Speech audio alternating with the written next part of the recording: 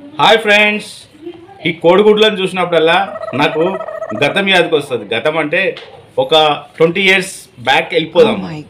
అయితే అప్పుడు నాకు కొత్తగా పెళ్ళయింది 20 years బ్యాక్. అయితే మా నాన్నకు గుడ్లు అంటే చాలా చాలా ఇష్టం. అయితే మా అమ్మతో అన్నాడు, అరే బుజ్జికి కోడిగుడ్లు ఉడకబెట్టమంటే, బుజ్జి అంటే మా మిస్సెస్కు కోడిగుడ్లు ఉడకబెట్టమని మా అమ్మకు చెప్తాడు. అయితే మా అమ్మ వచ్చి మా భార్య దగ్గరికి వస్తుంది. భార్గవి మా భార్య పేరు. అయితే భార్గవి కోడిగుడ్లు ఉడకబెట్టమ్మా అంటే మా భార్య అంటది, ఎన్ని ఉడకబెట్టాలి అత్తమ్మ అంటే, మనం 10 మంది ఉన్నాం కదా, ఒక 15 ఉడకబెట్టు అని అంటది.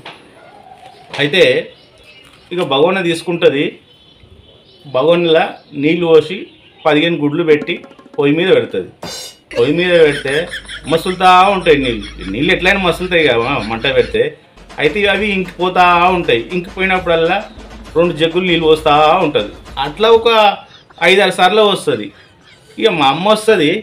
మా అమ్మ వచ్చి, ఏమైంది ఇంకా గుడ్లు ఉడకలేదా అని అంటుంది. ఏడత్తయ్య, నీళ్ళన్నీ ఇంకిపోతున్నాయి, పోసినా కొద్దే నీళ్ళన్నీ ఇంకిపోతున్నాయి. కొంచెం బాయిల్ అయినప్పుడు ఇంకిపోకుంటే ఎట్లుంటాయి? అవి కొత్త కదా, తెలియదు కదా, దోమలు గడుస్తున్నాయి అంటే ఇట్లా గీక్కుంటున్నా. ఎంతవరకు వచ్చినాం? ఓకే, ఇంకిపోతున్నాయి అన్న. అయితే మా నాయన గంటన్నర స్నానం చేసి రెడీ అయ్యిండు, అన్నం తిందామని రెడీ అవుతుంది. అరే గంటన్నర అవుతుంది ఇంకా కోడిగుడ్లు ఉడకలేదా అని మా అమ్మతోని మా నాయన అంటాడు.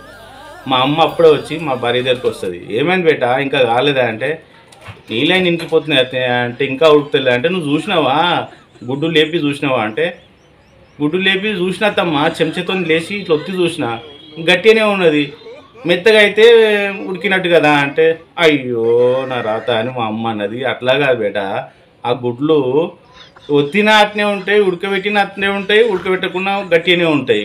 మరి ఆలుగడ్డ ఉడకబెడితే మెత్తగా అవుతుంది కదా అంటది.